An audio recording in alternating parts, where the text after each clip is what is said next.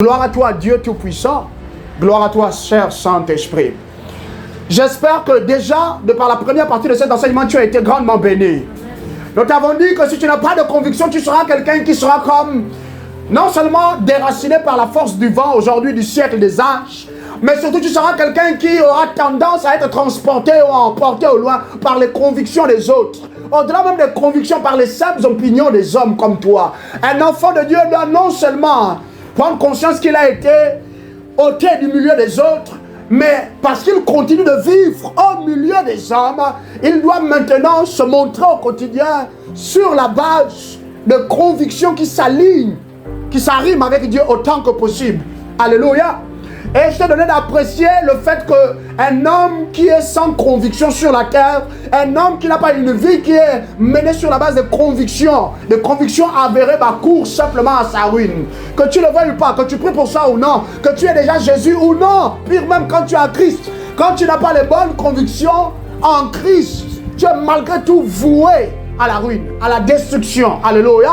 Mais nous avons prié que par cet enseignement, le Saint-Esprit nous accorde la grâce de revenir à l'essentiel, aux choses qui sont nécessaires en tant que conviction dans le cœur des fils et des filles de Dieu. Pourquoi? Parce qu'on ne peut pas continuer de marcher et d'avoir une vie excellente à la place de l'Esprit sans les bonnes convictions. Parce que les convictions doivent animer ta foi, donner à ta foi de rester pérenne, de rester pure, de rester glorieuse, de rester ferme dans le Seigneur. Les bonnes convictions en Christ sont celles qui vont maintenir ta vie de prière.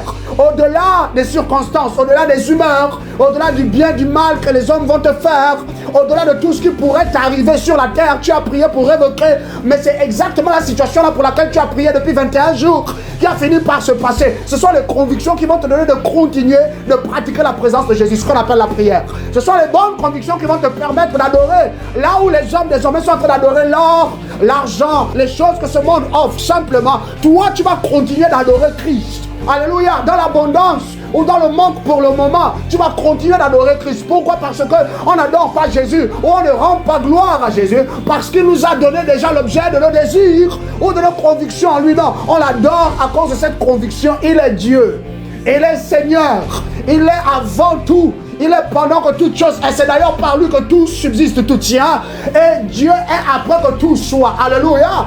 Et si Dieu est après que tout soit, à cause de ta foi en lui, tu seras aussi avec lui après que tout le reste sera passé. Alléluia. Et une de mes prières permanentes et constantes, c'est que le jour où je me tiendrai dans sa présence, tous ceux vers qui Dieu m'aura envoyé, ou tous ceux que le Père aura attiré à lui au travers de moi, vous serez tous à mes côtés, à ma gauche, à ma droite, dans la présence de Jésus. Alléluia. On est désormais des personnes qui sont appelées à avoir de véritables, de solides convictions. Et solides convictions. Pourquoi? Parce que les opinions sont changeantes. Aujourd'hui, tu peux être d'accord avec ceci et demain, ça change. Alléluia. Au niveau de la science, rien n'a jamais été véritablement exact. C'est d'ailleurs la raison pour laquelle est-ce que nous continuons de chercher encore et encore en science. Alléluia. Pour tendre vers un résultat qui est parfait. Mais seulement le résultat qui est parfait et excellent, c'est Jésus. Et dans nos vies en tant qu'enfant de Dieu, pourquoi est-ce que tu continues d'aimer alors qu'on te jette des pierres en retour? Pourquoi est-ce que tu continues d'assister les autres alors que les gens t'insultent, les gens te méprisent, les gens te rejettent?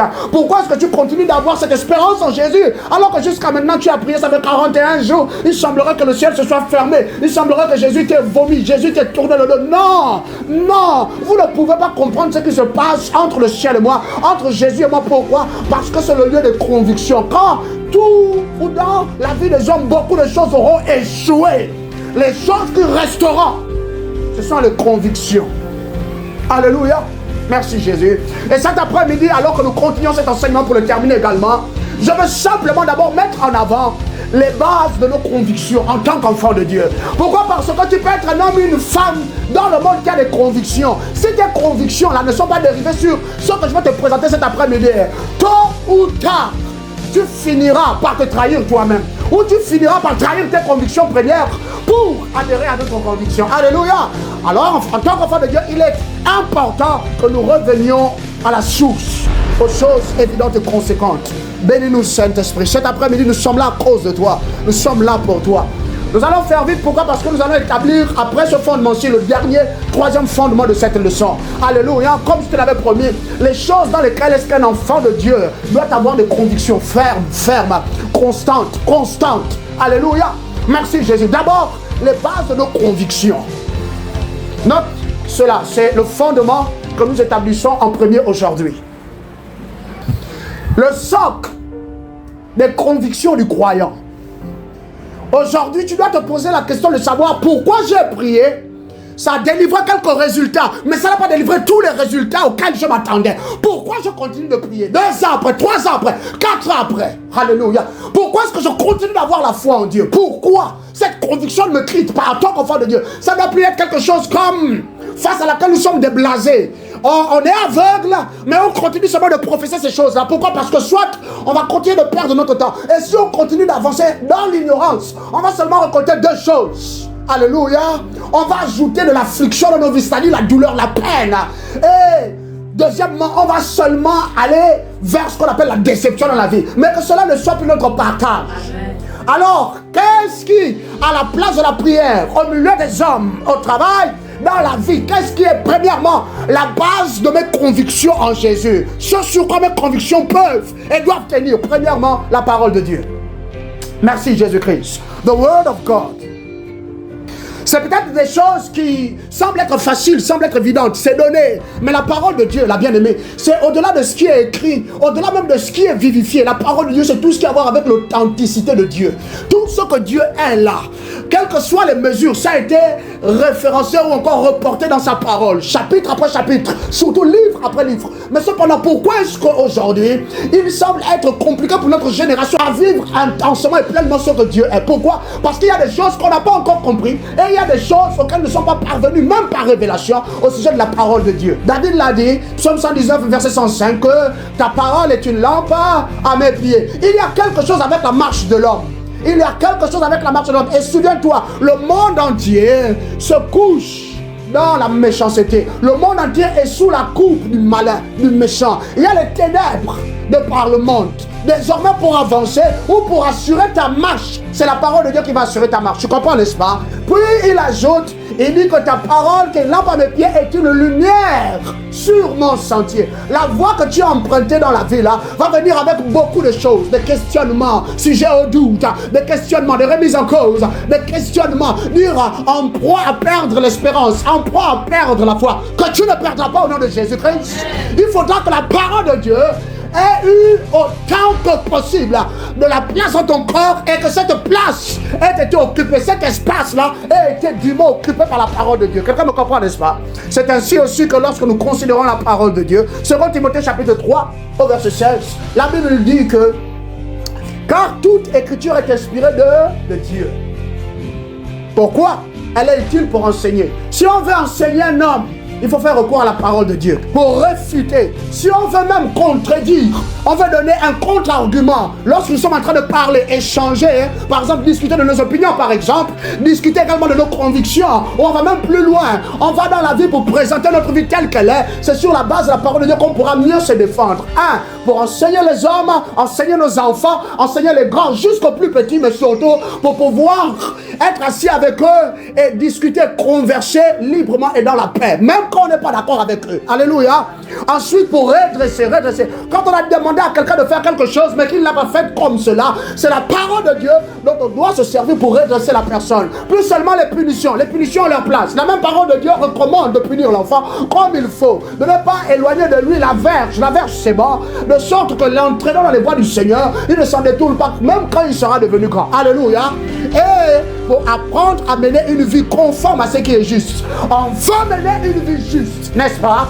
Il est juste d'avoir des convictions. Mais pour rester dans la justice, gauche, droite, gauche, de l'arrière pour continuer d'aller de l'avant, on doit faire référence seulement à la parole de Dieu. Donc tout ce que j'ai comme conviction dans ma vie doit trouver d'abord ses origines dans tout ce que la parole de Dieu promeut. Quelqu'un me comprend, n'est-ce pas? Tout ce que la parole de Dieu met en avant comme conforme à Dieu, à son cœur, à son royaume, à son éthique, à ses standards. C'est tout ça d'abord qui doit former premièrement le socle de mes convictions. Quelqu'un me comprend? Tu es béni, n'est-ce pas? Tu vois, souvent, ça encourage les hommes à repartir maintenant, ouvrir leur Bible avec un autre entendement, avec d'autres aspirations, avec une conviction plus excellente encore. La parole de Dieu, c'est ma lumière. La parole de Dieu, c'est la base de ma force, la base de ma stature dans la vie. La parole de Dieu, Dieu a parlé. Cependant, il faut qu'on parvienne à dépasser la lettre. Parce que, indépendamment de ton quota d'heures de lecture et de méditation de la parole, si tu ne dépasses pas la lettre pour arriver à la place de l'esprit, tu risques malgré tout de rester dans la chair. Et la chair va seulement te conduire à la mort. Alléluia. À partir d'aujourd'hui, reçois la grâce pour vivre la vivification des saints écrits alors que tu les lis. Amen. Au nom souverain de Jésus, à partir d'aujourd'hui, quand tu consulteras ce livre-là, le Saint-Esprit ôtera les choses. Il décodera le tout.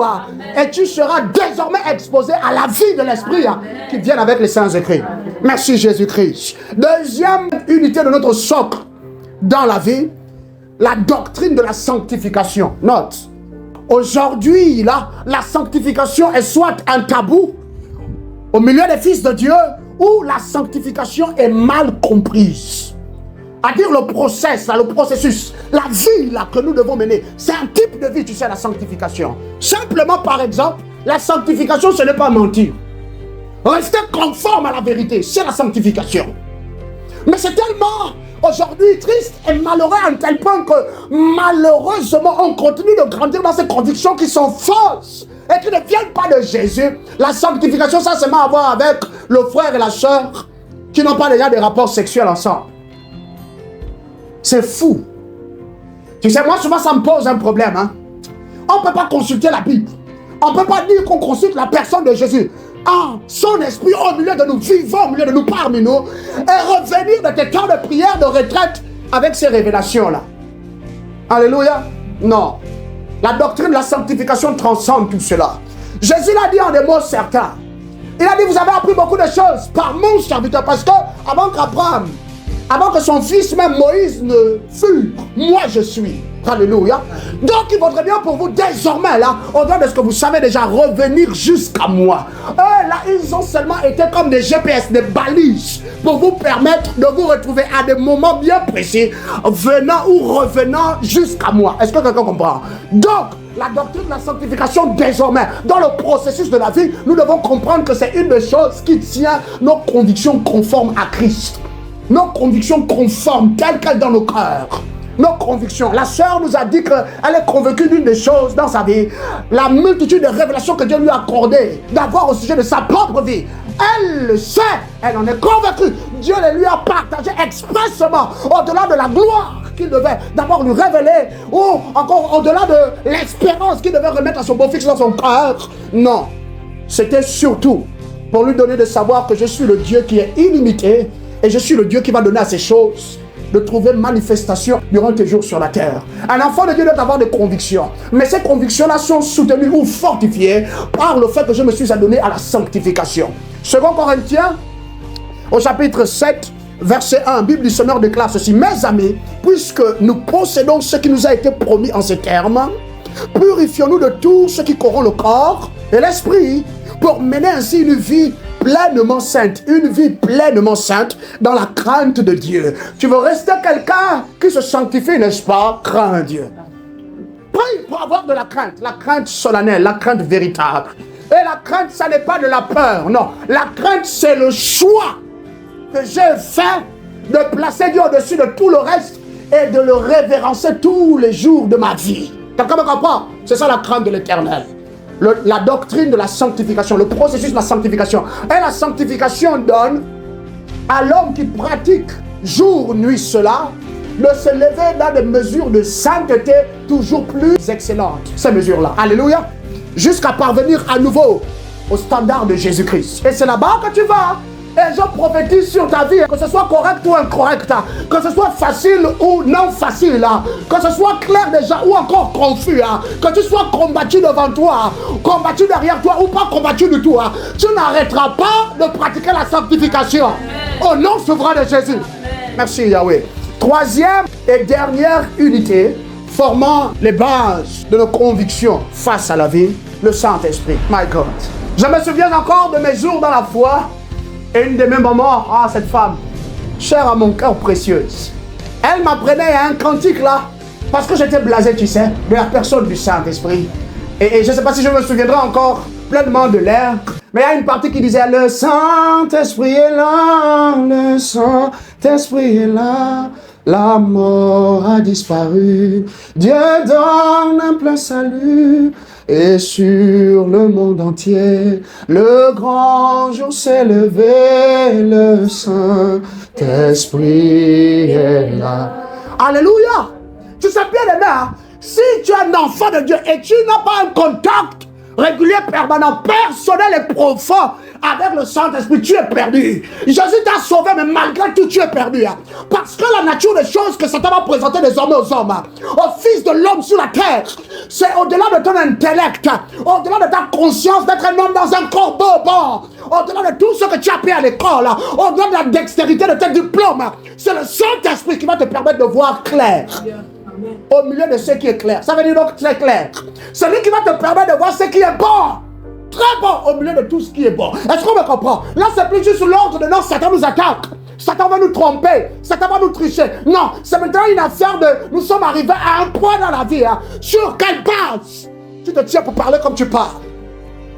Dans une société où les lois sont mises dans le désordre, les lois dans cette nation-là, qu'est-ce qui va te permettre de rester conforme à ce que la Bible dit?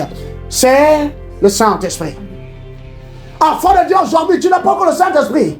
Tu ne parles pas le langage de l'Esprit. Le baptême de l'Esprit n'était pas encore arrivé. Si tu es convaincu et conscient d'une chose, c'est par le son qu'on a sur notre front là, que nous sommes reconnus dans le surnaturel comme étant les fils de Dieu. Alléluia. Sans son esprit en nous, Dieu ne nous reconnaît pas comme ses fils. Si Dieu ne nous reconnaît pas, à plus forte raison les démons. Et toi là, déjà depuis le début, on te cherchait pour te faire du mal. Satan te cherche parce que tu es son ennemi. Maintenant imagine-toi, à ce point-ci, tu confesses Jésus-Christ, tu pries dans ta maison, tu chasses, tu lis les choses. Tu dis que ce sera ma famille et moi en moins. Au sujet de tout ce qu'il y a dans la généalogie de la famille de laquelle je suis sorti sur la terre. Et tu penses que c'est sans aucune conséquence. Non, bien-aimé. Il faut que le Saint-Esprit soit avec toi. Jésus a dit, c'est avantageux même pour vous que je m'en aille. Si je ne m'en vais pas, je ne reviendrai pas au milieu de vous en tant qu'esprit. Hein. Et je risque de rester limité là, comme je suis encore. Alléluia. Si Dieu a dit qu'il vaudrait mieux qu'il revienne sous forme d'esprit, que vous ayez son esprit. Imagine-toi, à plus forte raison, un bébé spirituel, ou même tu as dépassé à la phase de bébé spirituel, tu as grandi, tu as maturé par la place de l'esprit. Tu penses que tu vas t'en sortir comment? Ou tu vas continuer à t'en sortir comment? Dans le surnaturel, sans le Saint-Esprit. Quelqu'un me comprend, n'est-ce pas? Merci Jésus. Jean 16, 8 à 11 déclare donc ceci. Et quand il sera venu, il convaincra le monde en ce qui concerne quoi? Le péché. Ensuite, la justice.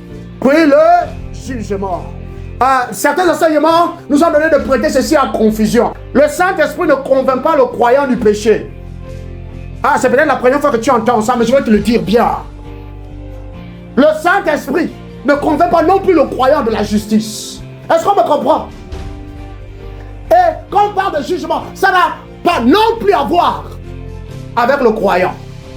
Le Saint-Esprit va convaincre qui de péché. Le verset qui suit nous le dit. En ce qui concerne le péché, ce sera le monde. Pourquoi? Parce que le monde ne croit pas en moi, dit Jésus. La justice, parce que je vais auprès de mon Père et que vous ne me verrez plus. Alléluia. Maintenant, la justice ici, c'est à voir avec tous ceux vers qui les croyants seront envoyés. Parce que par l'esprit qui est en toi, là, tu vis dans la justice. Toi, tu n'es plutôt convaincu de la justice. Le Saint-Esprit t'éclaire chaque jour un peu plus. Il suffit juste de venir jusqu'à découvrir ce qui est de la justice de Dieu. Mais il ne te convainc pas que c'est ça la justice. Parce que par lui en toi, tu le sais. Alléluia. Et le jugement. Le jugement pourquoi? Pour Lucifer. Le méchant qui est au milieu de nous dans ce monde. Alléluia. C'est le Saint-Esprit, désormais, qui doit te convaincre de ce qui est bon, de ce qui n'est pas bon. C'est le Saint-Esprit, à ce point-ci là, qui va convaincre les hommes là, qui mènent une vie là, dans les pratiques abominables. Les pratiques que même les animaux au milieu de nous ne pourraient pas s'y adonner. Est-ce qu'on me comprend? C'est le Saint-Esprit. C'est le Saint-Esprit qui va ouvrir tes yeux. Tu arriveras à un point où, désormais dans la vie là, tout ce qu'on dit là-bas semble être ouvert pour tout le monde. Et on est d'accord avec ça, ça dure déjà depuis plusieurs décennies. C'est le Saint-Esprit en toi. Alléluia. Merci Jésus-Christ. Gloire à toi Yahweh. Si nous n'avons pas le Saint-Esprit, merci beaucoup, nous allons courir à une certaine ruine. C'est une des raisons pour lesquelles je me dis à moi-même tout le temps, constamment, Joël, ne te détourne jamais du Saint-Esprit. Et Joël, n'arrête jamais de grandir dans le Saint-Esprit. Ça n'a pas d'abord à voir avec l'onction, ça n'a pas à voir d'abord avec le degré de sagesse supérieur, non, ça a à voir seulement avec la personne du Saint-Esprit, pour qui il est. J'ai besoin de lui dans ma vie. J'ai tellement grandement besoin de lui. Le Saint-Esprit, là dont Jésus parle, là, c'est l'esprit qui était en lui, tous les jours, tout le temps. C'est à l'esprit là qu'il parlait quand il se retirait toujours pour prier des heures entières. Toi, tu es qui? Tu es arrivé à quel point? Tu penses que tu es devenu qui dans le surnaturel? Que là-bas on va te craindre en dehors de la personne du Saint-Esprit dans ton cœur, dans ta vie. Entraînons nos enfants à croître dans le Saint-Esprit. Devenons délibérément plus amoureux de la personne du Saint-Esprit. Sinon on est perdu. Alléluia. Et on parlera là. Ce sera sans aucune conviction. On ira pour défendre notre conviction dans la vie. Mais, bien aimé, sans la personne du Saint-Esprit, on sera malgré tout conduit dans ce qu'on appelle le compromis. Alléluia. Mais que cela ne soit plus notre partage. Béni sois-tu, Jésus-Christ. Deuxième et dernier fondement pour aujourd'hui. Les choses dont le croyant doit être convaincu. Things that believers must be convinced of. Il y a des choses là, dans le corps de Christ maintenant, au sujet desquelles nous devons être convaincus.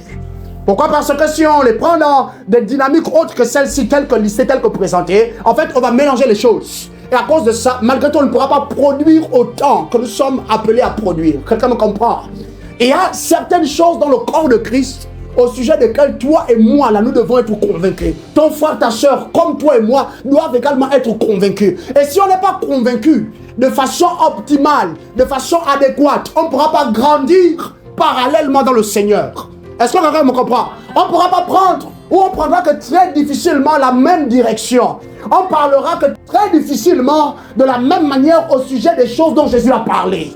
On continuera d'avoir des débats inutiles, stériles, au sujet pourtant des choses qui ont déjà été dévoilées dans les Saints-Écrits. Quelqu'un me comprend? Nos convictions dans le Seigneur. Les convictions du croyant. Merci Jésus-Christ. Nous te faisons confiance. Première des choses au sujet desquelles un enfant de Dieu doit être pertinemment convaincu, c'est ceci. La vie que j'ai reçue est une opportunité pour révéler Dieu au monde.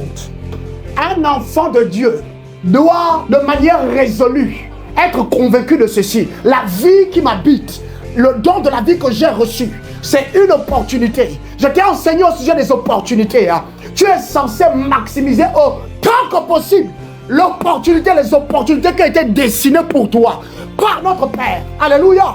Et celle-ci, elle a aussi été destinée pour toi expressement, la vie. Depuis que tu l'as reçue jusqu'à maintenant. Surtout, quand tu as passé l'âge maintenant de la prise de conscience. C'est que je vis chaque jour sur la terre pour révéler Dieu sur la terre. Révéler Dieu à mon monde. Révéler Dieu à ma génération. Au travail, à l'école. Quelle que soit la plateforme sur laquelle là, je me suis établi et élevé sur la terre. Par la grâce de Dieu, à côté d'acheter des jets privés, de m'offrir tant et tant de belles choses, d'avoir un homme tel qu'un époux aimant, présent, d'avoir une épouse, une chair dans le Seigneur, véritable. Non, bien aimé, au-delà des enfants, c'est d'abord pour ceci, révéler Dieu à mon monde. Actes des apôtres, quand tu liras au chapitre 17, si tu veux, lis tout le chapitre, mais en particulier quand tu arrives au verset 24 à 25, l'apôtre Paul met en effet ceci en avant. Dieu là, qui a tout créé, a pris de sa vie et il l'a investi dans toutes les choses qu'il a créées. La nature et les hommes en particulier. Alléluia. Est-ce que toi et moi là, au point où nous sommes, on doit continuer de penser que la vie, c'est seulement pour sucer la glace à la crème? La vie, c'est seulement pour étudier. Pourtant, étudier, c'est bien. Si ça, la grâce à la crème aussi, c'est bon. Ça place dans la vie. Mais est-ce que tu penses vraiment que c'est pour cela seulement que tu es venu sur la terre? Non. Donc, en tant qu'enfant de Dieu, surtout, je dois être convaincu de ceci. Si je vis, c'est pour révéler Dieu. La vie qu'il m'a donnée chaque jour, c'est pour parler un peu plus de lui. C'est pour le mettre un peu plus en avant. Alléluia. Ainsi, là, maintenant, tu trouveras dans le livre de Jean, chapitre 3, au verset 36, celui qui a le Fils a la vie.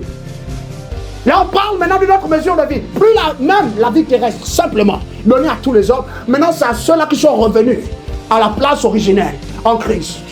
Tu as le Fils, tu as la vie de Dieu. Et il ajoute, il dit, celui qui ne croit pas dans le Fils n'a pas cette vie-là. Alléluia. Et la colère de Dieu reste attachée à lui. Ou encore, il reste exposé à la colère de Dieu. Ça, c'est Français courant qui le dit comme cela. Donc, un enfant de Dieu aujourd'hui, moi, ma vie, tu ne peux pas juste me passer un coup de fil et tu espères me faire sortir de chez moi et vraiment je veux venir chez toi. C'est pour faire quoi les futilités? On va aller au marché pour s'acheter de nouveaux vêtements. Ce qui est beau, ce qui est glorieux, n'est-ce pas? Mais quand on arrive au marché, toutes les fois où je suis parti avec toi, c'est pour s'acheter des skinny. Destroy, à ton avis. Nos enfants aujourd'hui, c'est souvent difficile, compliqué de parler à nos enfants là. Mais il faudrait désormais que vous expliquiez à vos enfants, parce qu'ils savent où on met la nourriture. Quand ça part du plat, ça ne part pas à terre, ou je ne mets pas ça sur ma tête. Je mets la nourriture au travers d'une cuillère, d'une fourchette, dans ma belle bouche. Et là, je mâche, je crase les aliments ensemble et j'avale. Et après, à la fin du moment, vraiment, ton repas est encore très bon aujourd'hui. Alléluia! Dites bien à vos enfants, là, que le chaque jour, les chaque semaine, là, les chaque mois, les chaque année, à partir du moment où maintenant on est conscient, c'est pour dire qu'il y a quelqu'un qui vit en moi. Et comment est-ce que je vais révéler Christ? Le Saint-Esprit m'a dit, fils, c'est facile, dis-leur, c'est simplement en m'obéissant auprès des hommes. Simplement. C'est comme ça qu'on révèle Dieu. L'histoire de il faut prier en langue, 5 heures d'affilée, il faut chercher une onction particulière. Ça viendra après. Mais d'abord, c'est simplement préférer d'obéir à Dieu plutôt qu'aux hommes. C'est ça. Mettre en avant Dieu. En ton lieu de travail, tu sais, dans cette banque où tu travailles là, à la place publique, au marché, comment est-ce que je vais démontrer que j'ai Jésus? Au-delà de leur parler de mes convictions telles qu'elles sont, c'est simplement en préférant lui obéir. On est bien d'abord. On va partager une bière, on va partager vraiment une bouteille de vin rouge, vraiment de très très grand âge. Donc vraiment c'est très bon. Merci beaucoup pour l'invitation, mais je me vois contrainte de décliner. Alléluia. Cela n'est pas en ordre avec celui que j'adore. Ah, comment ça? En ordre. Tu es jeune, tu as tout ce qu'il faut. Tu peux mener ta vie comme tu veux. Tu vas même rendre compte à qui la personne. Tu travailles ton propre argent. Tu as déjà tes 2 voitures personnelles. Tu as même un taxi qui tourne dans la ville pour toi-même. Tu as encore peur de quoi? Tu as peur de qui? Non, ce n'est pas une question de peur. Non, c'est juste une question d'alignement. C'est une question de paix. Je préfère rester en paix avec celui qui m'a sauvé. Pourquoi? Parce que vous n'avez pas idée de tout ce par quoi il a dû passer pour me sauver moi. Moi seul seulement. Alléluia. Révéler Dieu au monde. Au travers de ma vie, chaque jour, Jessica, tu me comprends, n'est-ce pas? Là-bas à l'école, c'est révéler Dieu au monde. Depuis que je suis tout petit, déjà, les gens disent de moi que je suis différent. Si j'ai commencé à te parler du nombre de fois où Satan a tenté à ma vie, j'étais encore tout bébé, j'étais même pas encore conscient. Aujourd'hui, maintenant que j'ai reçu Jésus, j'ai sa vie en moi. C'est pas seulement pour faire des enfants. Les bébés, que la majorité des personnes sur la terre, là, comme si elle ne pouvait plus s'en passer, il faut nécessairement, elle va voir la photo, une jeune femme, une soeur dans le Seigneur, ou même un frère, elle va voir la photo d'un beau bébé, là-bas sur les réseaux sociaux, mais qu'est-ce que j'attends même moi aussi pour faire déjà le mien, hein? C'est ça! On a des envies de faire des bébés sur la base de cette photo qu'on voit. Tu penses que pour faire un beau, charnu, bébé, innocent là, douillet là, qui est propre sur le plan spirituel là, ça demande seulement l'envie de faire le bébé. My God, on est malade à beaucoup de niveaux, on a besoin de délivrance. C'est pas pour ça. C'est pas pour ça. Pourquoi tu ne marches pas comme nous? Je ne peux plus. Pourquoi tu ne parles plus comme nous? Je suis désolé. Là aussi, mais je ne peux plus continuer comme cela. Pourquoi? Qu'est-ce qu'il y a avec toi? En fait, je ne vis plus la vie là pour moi. Maintenant, je la vis pour quelqu'un. C'est mon roi. C'est mon Dieu. C'est celui auquel je me suis soumis. J'ai abandonné ma vie. Je me suis résolument décidé de lui laisser gérer ma vie désormais comme il l'entend. Quelqu'un est béni, n'est-ce pas? Première de conviction qu'un enfant de Dieu doit désormais avoir.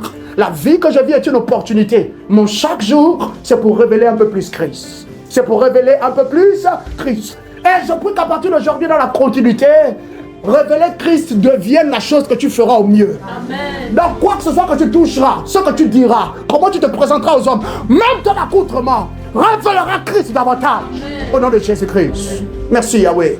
Quand tu comprends cela, tu sais, tu ne pries plus tard pour le faire. Maintenant, ça devient ton mode de vie. Tu pratiques ça. Tu as dépassé le temps de prière. Le temps de, comment on appelle, mise en conformité. Maintenant, c'est ça ta vie. Là, tu ne balbuties plus. Tu n'es plus en train de parler tout le temps que moi, quand les gens me voient, ou quand les gens me voient, oh non, moi quand je prêche l'évangile, vous ne savez pas ce qui se passe. Non, on n'est pas là-bas. Nous, c'est seulement révéler Christ. Merci Jésus-Christ. Gloire à toi. Deuxième des convictions qui doit habiter le cœur d'un fils de Dieu. Si désormais nous devons mener une vie là, qui porte beaucoup de fruits. Souviens-toi, Jésus l'a dit. C'est important le fruit que le Père est glorifié. Et c'est parce qu'on porte beaucoup de fruits que le Père est glorifié que tout ce qu'on lui demande, quoi que ce soit, dit ma Bible, je ne sais pas, c'est écrit comme ça dans ta Bible, n'est-ce pas? Quoi que ce soit que nous demanderons, il demandera au Père de nous l'accorder en son nom. Quelqu'un me comprend, n'est-ce pas? Merci Jésus. Deuxième des convictions qui doit désormais habiter ton cœur. Et si c'est déjà là-bas, tant mieux. Je prie simplement qu'une mesure plus grande t'affermisse en cela aussi. Amen. Merci Yahweh. Dieu récompense ceux qui s'investissent en lui continuellement par la foi, de la gloire et d'une satisfaction totale. Dieu récompense pas seulement ceux qui le cherchent. Pour toi, en tant qu'enfant de Dieu, jusqu'au point où maintenant tu as grandi, je vais introduire cela à toi. Dieu récompense effectivement ceux qui le cherchent continuellement. Maintenant, je vais le dire en d'autres mots. Tu auras la récompense de Dieu pour le fait de t'être continuellement investi en lui. Tu t'es épuisé, dépouillé en lui, continuellement, avec persévérance. Et Dieu nous récompense avec quoi? La gloire. La gloire de Dieu est un bien incorruptible. D'une totale satisfaction. Sur la terre, là, alors que tu n'as pas mangé depuis le matin, mais tu as eu le temps de t'investir en Dieu à 6 heures, à midi, à 6 heures du soir maintenant. Bien aimé, tu n'as pas idée de tout ce que tu as fait comme investissement et tu n'as pas idée des profits, des grands profits qui te reviendront en retour. La gloire de Dieu. La gloire de Dieu. Regarde à tous ceux qui nous ont précédés. Regarde comment ils ont fini. Tous ceux qui ont marché méticuleusement auprès de Jésus, qui ont tenu la main de Jésus jusqu'au bout. Alléluia. Hébreux chapitre 11, verset 6, tu l'as déjà dit. Tu as tellement lu ce passage. Aujourd'hui, je vais simplement te donner une autre compréhension de ce passage. Car sans la foi, c'est comme ça que Louis II te l'a dit, il est impossible d'être agréable à Dieu. Aujourd'hui, nous allons le lire dans Parole de vie, expressément. Personne ne peut plaire à Dieu s'il ne croit pas. L'affaire de prier là, c'est la foi que ça demande. Mais pour rester consistant dans la prière, aïe, là c'est un autre niveau de foi qu'il faut avoir. Quelqu'un est d'accord avec moi? Celui qui s'approche de Dieu doit croire ceci: Dieu existe et il récompense ceux qui le cherchent. Je dois être convaincu désormais que le temps de prière là, c'est plus juste quelque chose que j'ai déjà écrit dans mon agenda et puis je suis content avec ça. Cependant, il y a des jours où, des fois, je ne peux pas prier, hein, c'est pas un problème. Des fois, je ne peux pas dire me montrer là dans le lieu secret et puis adorer Jésus, c'est pas un problème. Jésus va comprendre. Non, bien aimé. À partir de là, ça change de perspective. Et ta pratique de ces choses-là change aussi. Parce que Dieu va te récompenser de la gloire et de la satisfaction. Oui, c'est bon, peut-être aujourd'hui, tu n'as encore qu'à manger du gari dans l'eau simplement avec du sucre. Souvent même, il n'y a pas assez de sucre. C'est tout aigre quand tu manges, je ne sais pas, acide. Mais tu manges quand même. Alléluia. Au milieu de tout cela, Dieu assure qu'il va te récompenser. D'abord sur la terre, avant même d'aller dans l'éternité. Ensuite, il va revêtir ta vie de gloire. Tu dois comprendre que la vie que tu mènes là, c'est pas juste parce que maintenant tu t'es séparé d'avec le monde. Non. La vie que tu mènes là, en Christ, vient avec de grandes récompenses. Je suis en train de t'encourager. Mais au-delà de ça, je suis en train de te faire asseoir dans une autre mesure de conviction. Alléluia. Frère, sœur, mais il faut que tu passes à la maison. Non, pas chez précieuse Patricia. Tu sais, ces derniers temps-là, on se voit seulement pour adorer 1h30 seulement et on a fini. Ok, je viendrai. Dimanche, on t'espère, tu ne viens pas. L'autre dimanche, on t'espère, tu ne viens pas. Le troisième dimanche, tu arrives quand même, c'est 2-3 minutes avant la fin. Alléluia. Bien, le message que ce n'est pas à moi que tu fais du mal. C'est à toi-même seulement.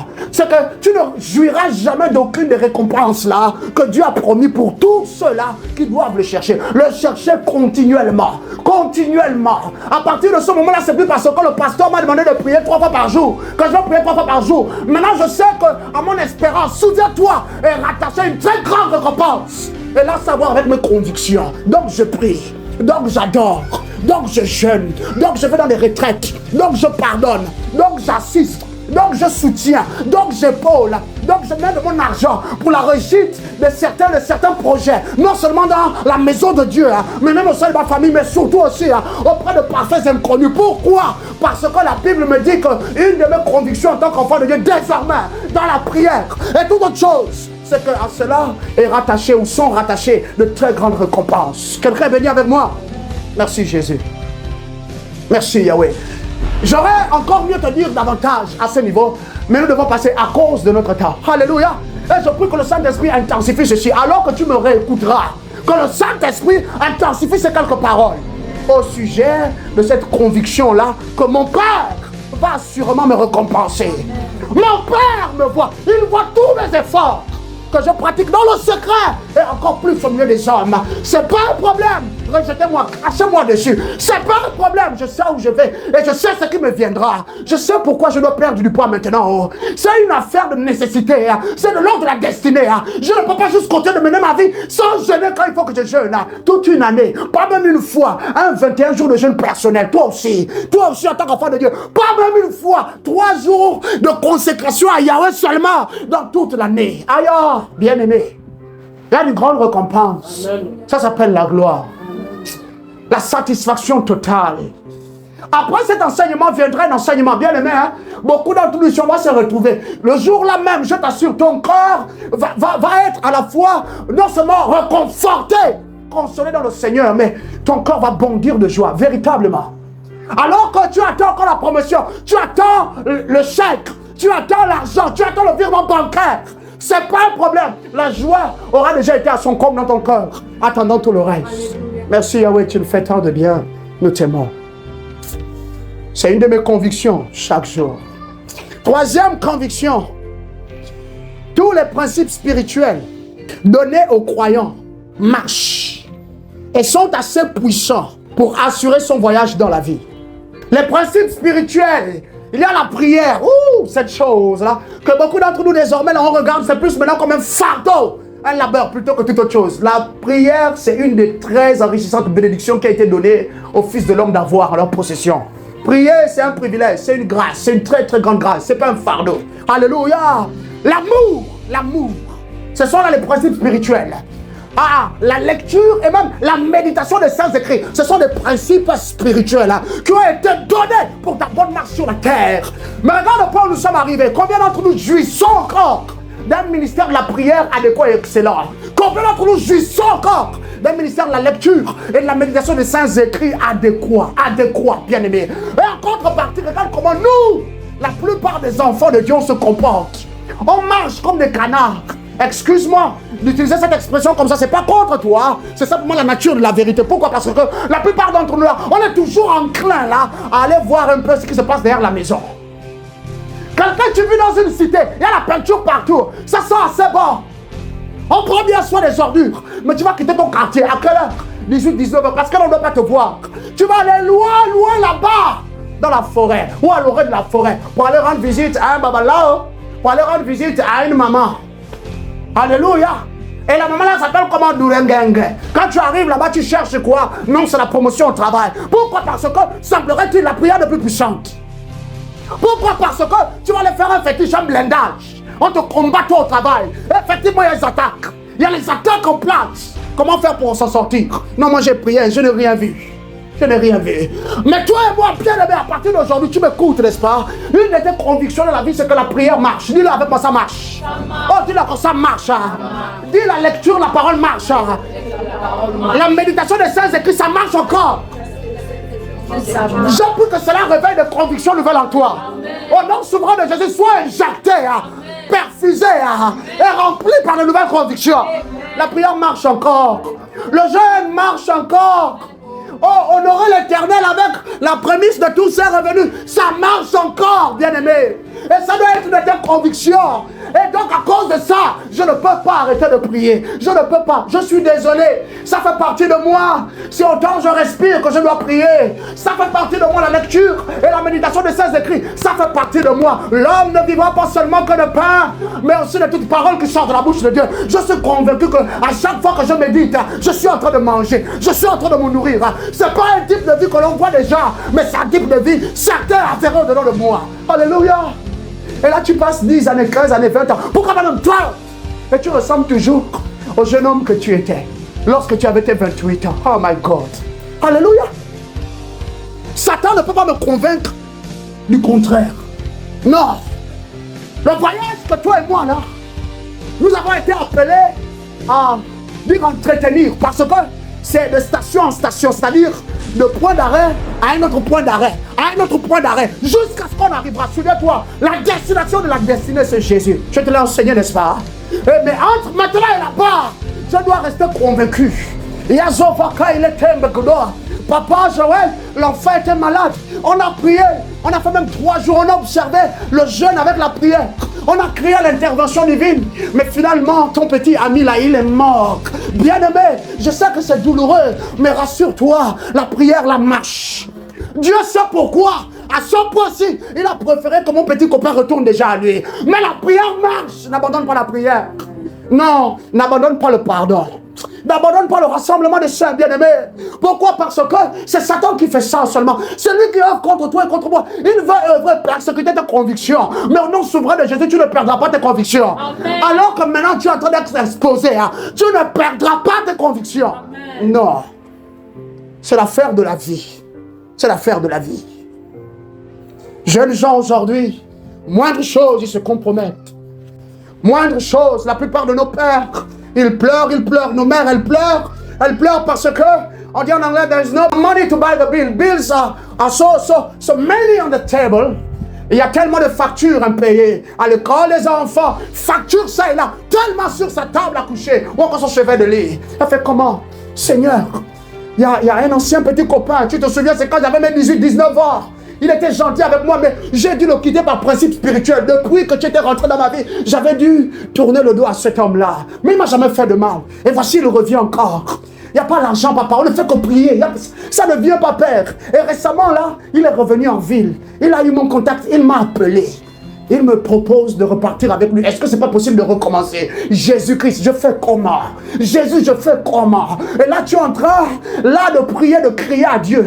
Il y a Thomas. Jésus-Christ, je veux faire comment? Car il y a Thomas, il y a cette voix-là qui est en train de s'intensifier un peu. Non, retourne seulement. Non, repars directement. Non, retourne seulement. Et à partir de là, souvent, non, j'ai une conviction. Alléluia. Non, bien-aimé. Non, bien-aimé. Tu ne peux plus continuer de faire quoi que ce soit. Soit d'abord demander la vie de ton père par la prière et l'observation de son silence. On ne va pas assumer que tout va bien. Faire encore un enfant dans des périodes comme celle-ci, c'est trop dangereux, c'est trop sensible. On ne peut plus juste faire un enfant parce que j'ai des entrailles. Non, parce que tout va bien avec mon sucre. Voilà. Parce que mon mari, non, il est toujours autant puissant que possible. Non, non, bien-aimé, avec beaucoup de respect, non. Tu ne t'engages pas juste dans une affaire parce que tu as étudié l'économie. Tu as étudié le management parce que tu connais un peu la statistique. Non, bien-aimé. Non, non. On pratique les principes spirituels.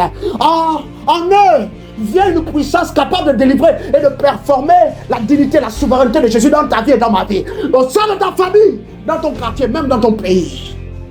Quelqu'un est béni, j'espère. Oh, merci Jésus. Merci Jésus. Nous n'aurons pas le temps de tout lire, mais quand tu considères le livre des Actes des Apôtres, chapitre 6 au verset 4, la Bible dit que quant à nous, nous continuerons à nous consacrer à la prière et au ministère de la parole. Ici, c'est un des premiers apôtres, Pierre, qui est en train de dire au reste des membres de l'assemblée, sinon ceux-là qui sont en train de servir dans la maison de Yahweh, qu'il faut établir d'autres hommes. Prenez Étienne.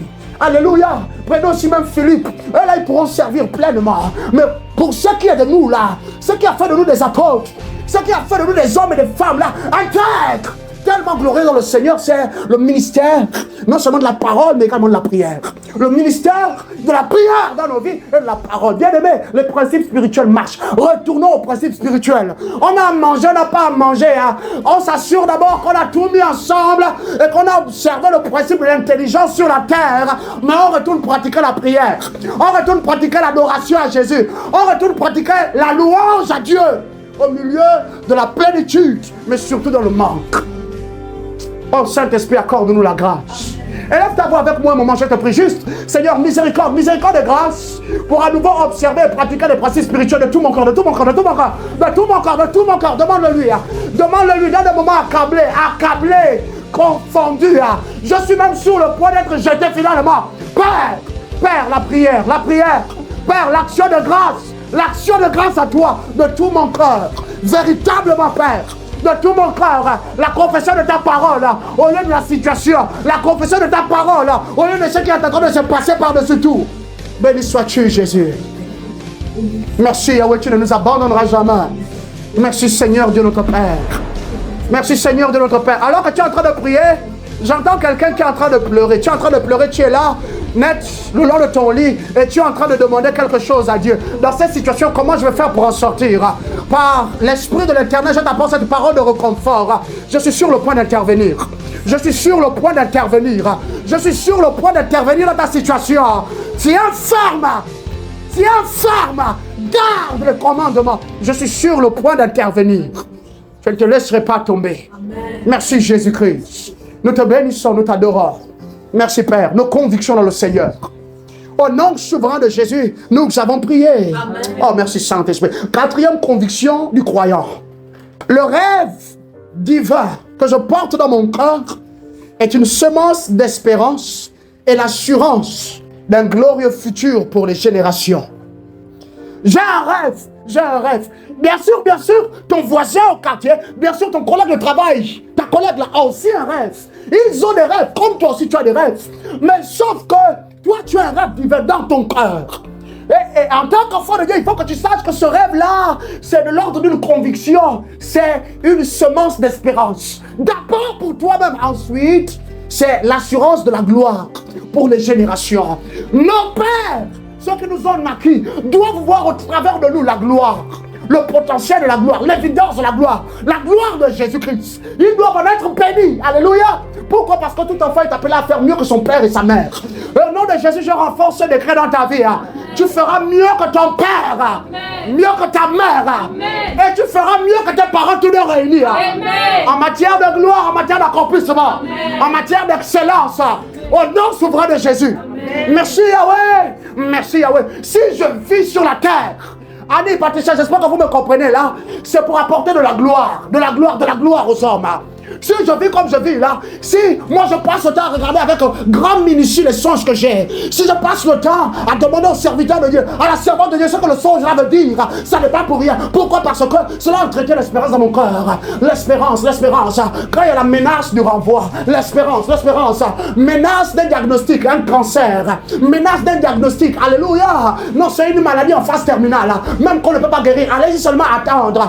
Allez-y espérer la mort tranquillement dans votre maison. À cause du rêve que Dieu m'a donné. Alléluia. Car je connais les projets que j'ai formés pour vous. Tu te souviens, n'est-ce pas? Ça doit être un rêve dans ton cœur.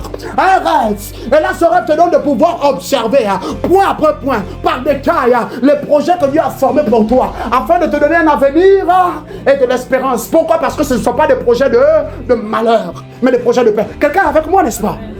Merci Jésus-Christ. Un homme, cité après Père Enoch, après Père Noé, un homme hôte, grand homme, Père Abraham. Genèse chapitre 15. Nous allons lire les versets 12 à 14. Lui, second 21, suis-moi ici. Au coucher du soleil, Père Abraham arrive à un point où, dans sa marche avec Dieu, il a vu tant et tant de victoires, tant et tant de succès. Il a vu sa maison croître, ses richesses, mon Dieu, être multipliées par 4, 5, 6, 7 même. Alléluia, il est passé de lieu en lieu, il est passé à beaucoup d'endroits, et même il est la raison pour laquelle Dieu a visité la maison d'un certain roi. Alléluia, il arrive à un point maintenant, et c'est de l'ordre de la pérennité de son nom sur la terre, de ses gènes, de son ADN sur la terre. Et là, Dieu lui dit clairement que Abraham, oh, tu vas être grand, je vais te bénir. Et à lui de répondre à son ami, il dit, mon ami, comment est-ce que je vais être grand alors que voici je n'ai pas d'héritier?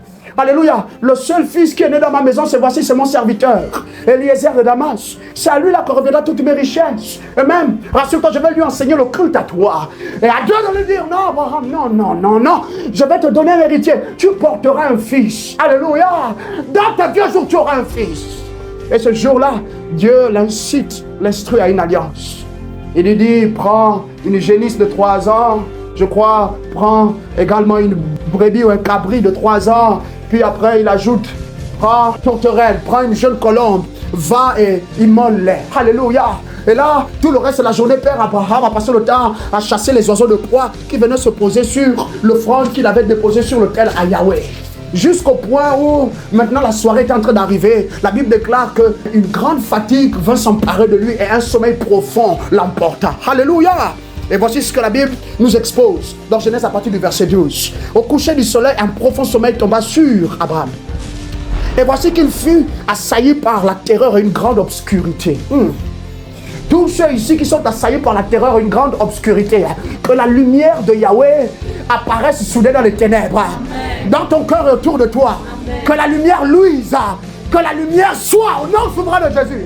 Dans ce défi financier, que la lumière de Dieu t'apparaisse.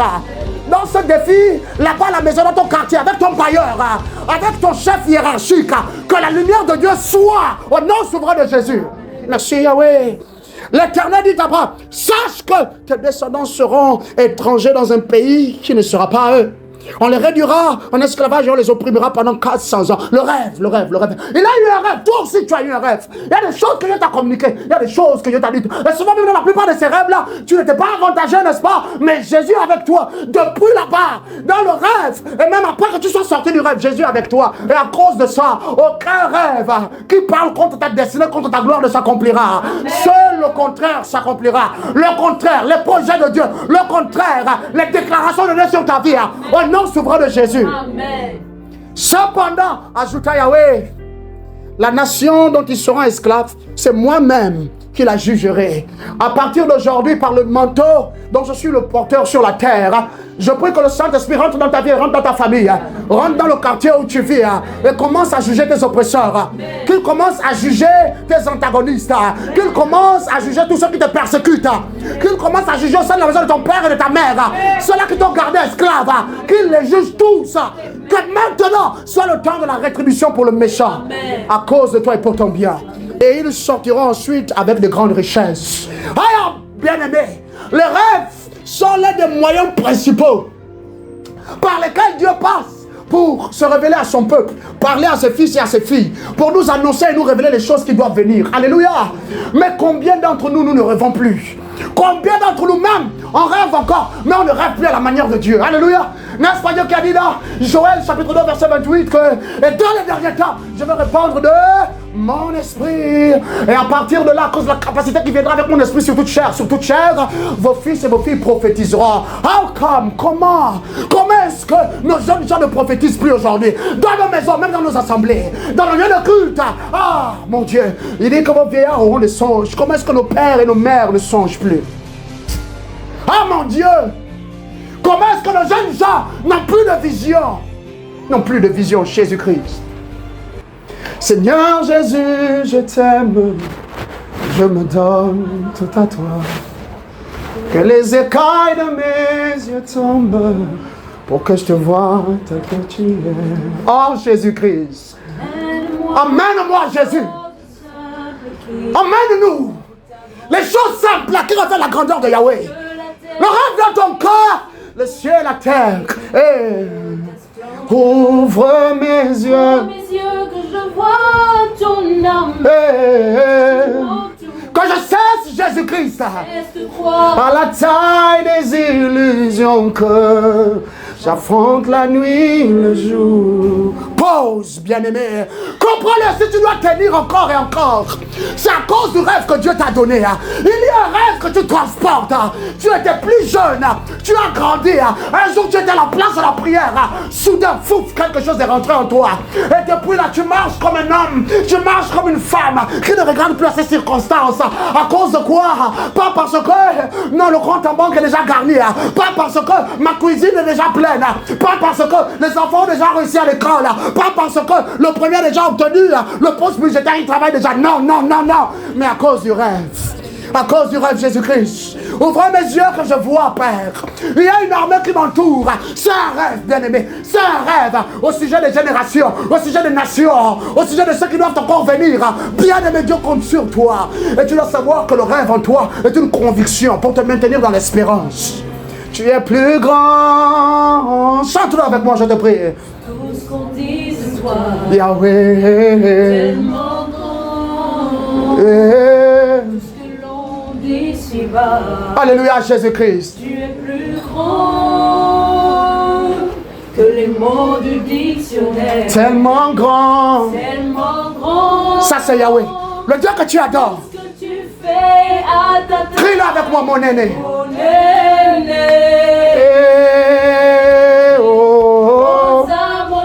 N'as-tu pas reçu un rêve qui te peignait Christ, qui te peignait ton avenir, qui te peignait que demain sera meilleur? N'as-tu pas reçu un rêve?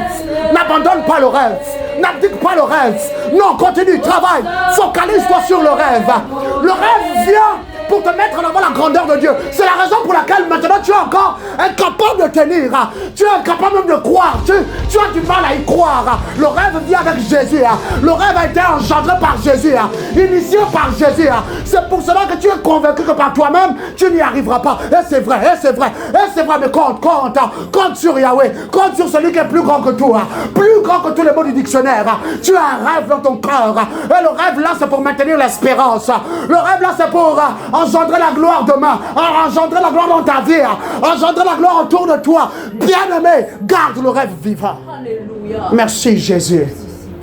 Merci Jésus pour la grâce de rêver. La grâce de songer. La grâce de rêver. Le temps des moments, ouvre ta bouche. Demande à Dieu de te remémorer les choses qu'il t'a révélées. Demande-le-lui au sujet de ta vie. Demande-le-lui. Seigneur, ranime cela dans ma vie. Seigneur, ranime cela dans ma vie. Demande cela à Yahweh. Demande cela à Yahweh. Au nom souverain de Jésus-Christ. La grâce pour revenir dans le passé par l'Esprit. Au nom de Jésus, la grâce pour voir ce que Dieu t'avait déjà dit à nouveau. Pour recevoir en retour une nouvelle mesure d'espérance.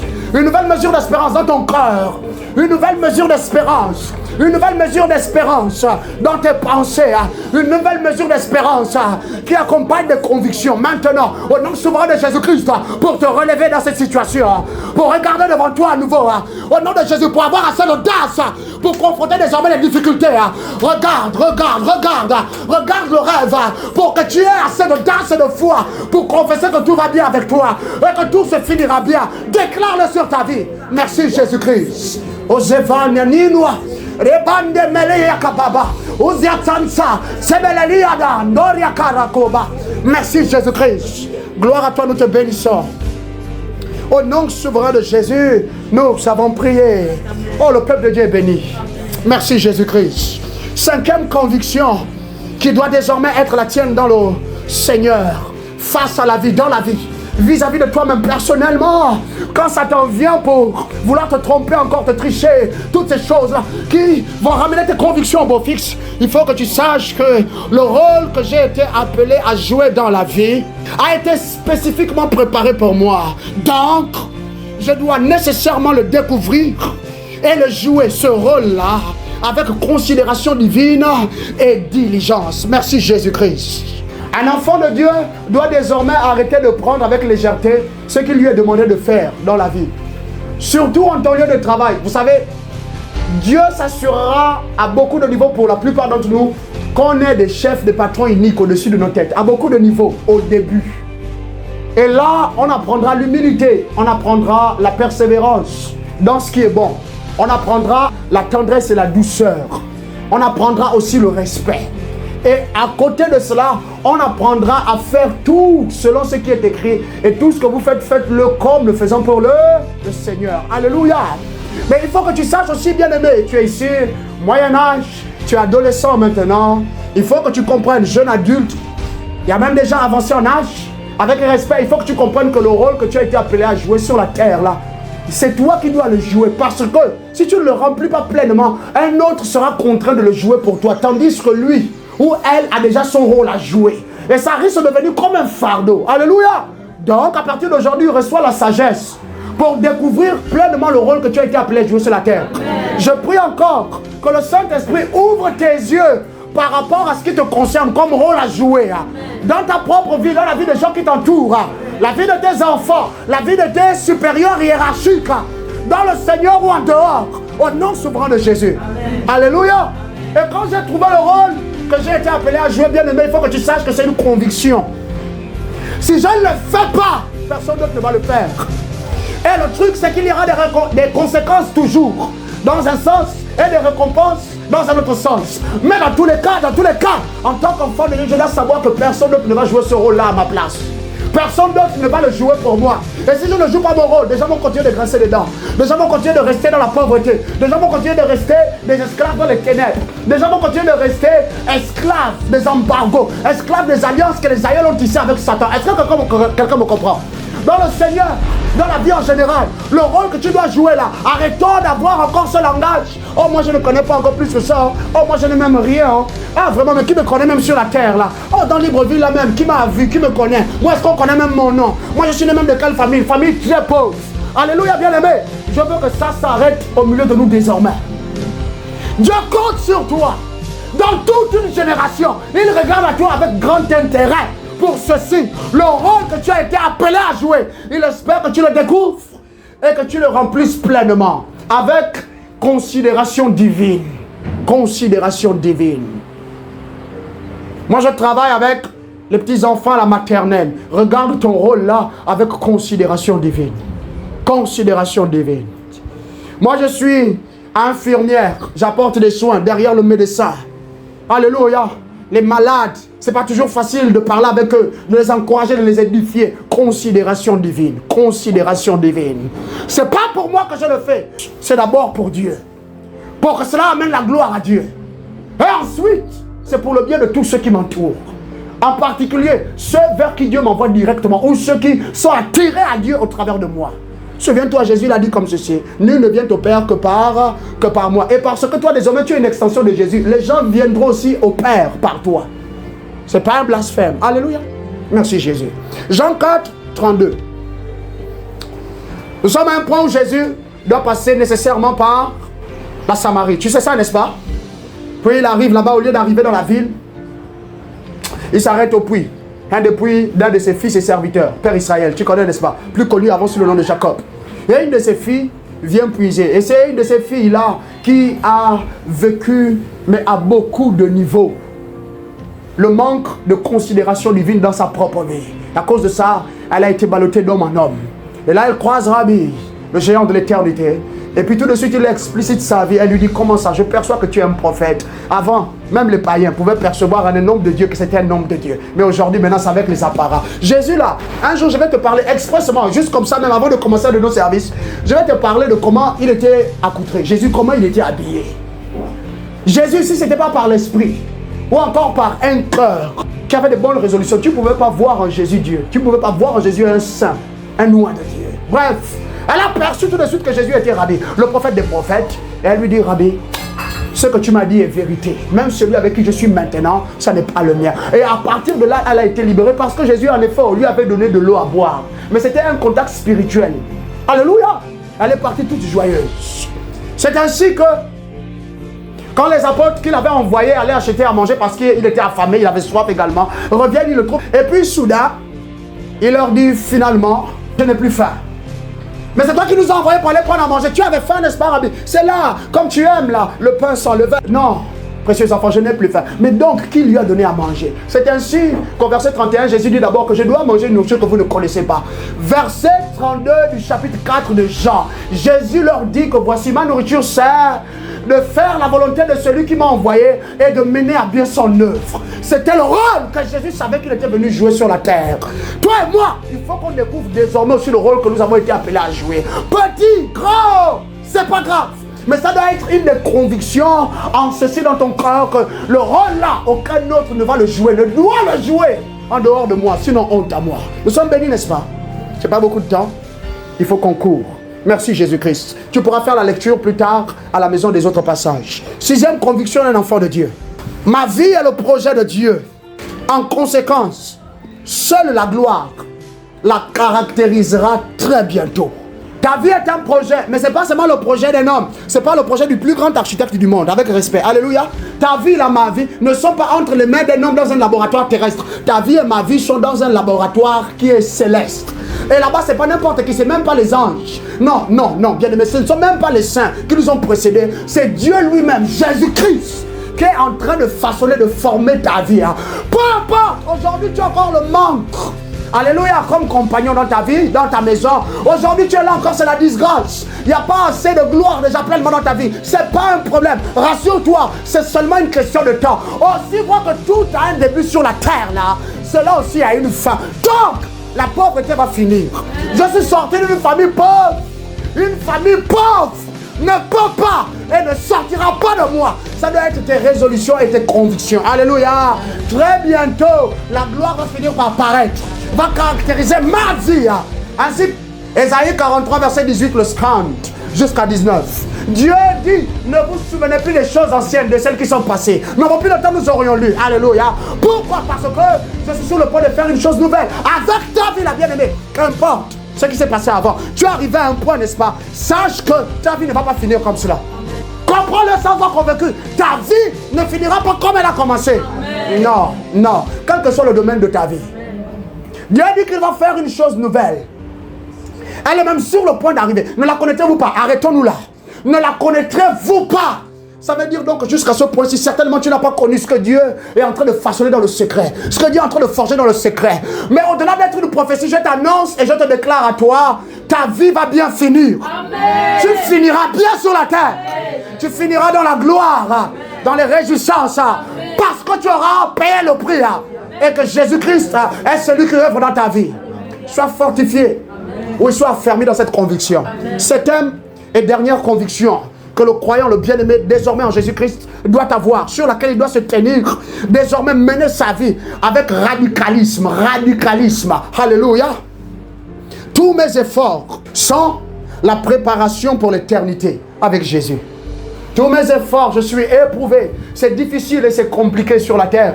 Il faut que tu saches que tout ce que tu pratiques en conséquence, en regardant, en respectant et en obéissant Yahweh, c'est ta préparation pour l'éternité. Tu dois être convaincu à ce sujet que ta vie ne peut pas finir au point dans l'éternité où Jésus ne sera pas. Alors qu'ici sur la terre, tu as adhéré à ses convictions, adhéré à sa parole, adhéré à tout ce qu'il t'a demandé par sa grâce seule. Tu dois savoir que tout ce que tu vis ici, c'est avec respect. Oui, à ta paix dans l'éternité, à ta gloire dans l'éternité, à tes réjouissances en présence de Jésus. Il faut que tu le saches. Matthieu 25, 46b déclare ceci, la parole de vie. Mais ceux qui ont obéi à Dieu partiront pour recevoir la vie avec Dieu pour toujours. Un enfant de Dieu doit être convaincu. Je ne perds pas mon temps. Depuis que j'ai reçu Jésus-Christ, des choses bien se passeront, des choses bien m'arriveront, des choses bien seront mon partage. Plus tard, là, dans l'éternité, je suis de ceux qui riront, de ceux qui jubileront pour l'éternité, pour toujours. Et même par la grâce de Dieu, je reviendrai régner sur la terre. Jésus me fera assez confiance pour cela. C'est pour cela donc que je prends plaisir lorsque je suis éprouvé, quand je me réjouis davantage. Interpelle l'apôtre Jacques. Regardez, considérez toute situation d'épreuve comme une très grande joie. Désormais, je regarde cela avec joie. Avec joie, mais je persévère dans la parole de Dieu. Je persévère dans l'éveil, les méditations. Je persévère dans la vérité. Je persévère dans la justice et dans la divinité. Parce que un grand témoignage m'attend. Et ce sera là mon partage. Élève ta voix et rends grâce. Déclare ta reconnaissance, ta gratitude pour cet après-midi. Simplement, dis Père, je te remercie. Merci Père d'avoir ouvert mes yeux à ce type de vérité, à cette qualité Père éternelle de vérité qui vient non seulement m'affranchir davantage, mais me garder. Oui, m'affermir dans la liberté, m'affermir dans ta paix, m'affermir Jésus-Christ dans ton bien-être et dans ton repos. Merci Jésus-Christ pour les frères et les sœurs qui ont été comme moi exposés à ces vérités. Maintenant, Père, donne à nos vies de pouvoir refléter, de pouvoir pratiquer ces convictions désormais. Donne à ma vie, Seigneur, d'être affermi sur la base de ces convictions. Donne à ma vie désormais, Jésus-Christ, de te mettre en avant pour la gloire de ton nom seul, au nom souverain de Jésus-Christ.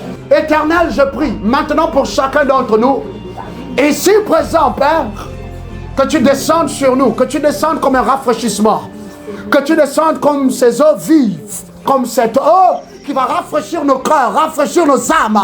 Père éternel, qui va nous vivifier à nouveau au milieu du manque, au milieu, Seigneur, Père, des combats. Là, maintenant, accablé, c'est compliqué, c'est difficile. Viens, Seigneur, rafraîchir nos vies. Viens, Seigneur, rafraîchir nos cœurs. Au nom de Jésus, que le Saint-Esprit te baptise. Au nom de Jésus, ici maintenant, que le Saint-Esprit baptise ta vie. Baptise ton âme. Au nom de Jésus-Christ, d'une force nouvelle. Que la tristesse soit changée en joie. Là, dans le secret. Au nom de Jésus, que les troubles, que la confusion deviennent clarté et tranquillité. En dedans de toi, dans ton âme, à partir de cet instant, au nom souverain de Jésus, vois plus clair. Retrouve-toi finalement. Trébuche sur Jésus. Amen. Au nom souverain de Jésus-Christ, la paix de Dieu, dans ta vie, la paix de Dieu. Considère les circonstances, considère le manque de finances, considère le manque de solutions, mais considère Jésus. Jésus est là. Jésus est là. Jésus est là. Gloire à toi, Père. Ils sauront que tu es notre sauveur. Ils sauront que tu es le sauveur de ceux-ci, de tes fils, de tes filles. Ils le sauront. Ils le sauront et ils le confesseront. Au nom souverain de Jésus-Christ. Merci, Yahweh. Reçois la vie dans l'épreuve. Reçois la vie dans le feu. Reçois la tranquillité la conviction que Jésus est avec toi. Maintenant. Gloire à toi, Jésus-Christ. Nous te bénissons. Éternel, je te recommande chacun de ceux-ci. Va devant eux toi-même. Cette semaine, ouvre les portes devant eux. Seigneur Père, que la faveur, la sagesse et les ressources soient leurs escortes. Au nom souverain de Jésus. Père, garde chacun de leurs pas. Visite également leur foyer, leur famille. Que toute situation que tu as passée jusqu'à maintenant, par la prophétie, je déclare, maintenant qu'elle prenne fin. Amen. Rentre dans la célébration. Amen. Merci Jésus-Christ de guérir, d'affermir, de transformer, de relever, de combler de joie. La joie au milieu de l'épreuve. La joie inexplicable. La joie de Dieu. Reçois-la au nom souverain de Jésus. Tu es béni en toutes circonstances. Tu es béni de toute manière. Même quand on fait tout pour te saboter, hein, Dieu utilise cela pour te lever davantage. Au nom de Jésus-Christ. Merci Père. Merci Yahweh. Au nom souverain de Jésus, cette semaine également est bénie pour toi. C'est dans le nom de Jésus que nous avons prié. Amen, amen et amen. Partageons la grâce. Que la grâce de notre Seigneur Jésus-Christ, l'amour de Dieu notre Père et la douce communion de son Esprit soit avec nous dès maintenant et pour toujours. Amen. Sûrement, le bonheur et la grâce nous accompagneront tous les jours de nos vies et nous demeurerons dans la présence de l'Éternel de maintenant et à jamais. Amen, amen, amen. Que Satan le veuille ou non, la présence de Dieu en toi continue de s'intensifier. Amen. De s'intensifier. Au nom souverain de Jésus.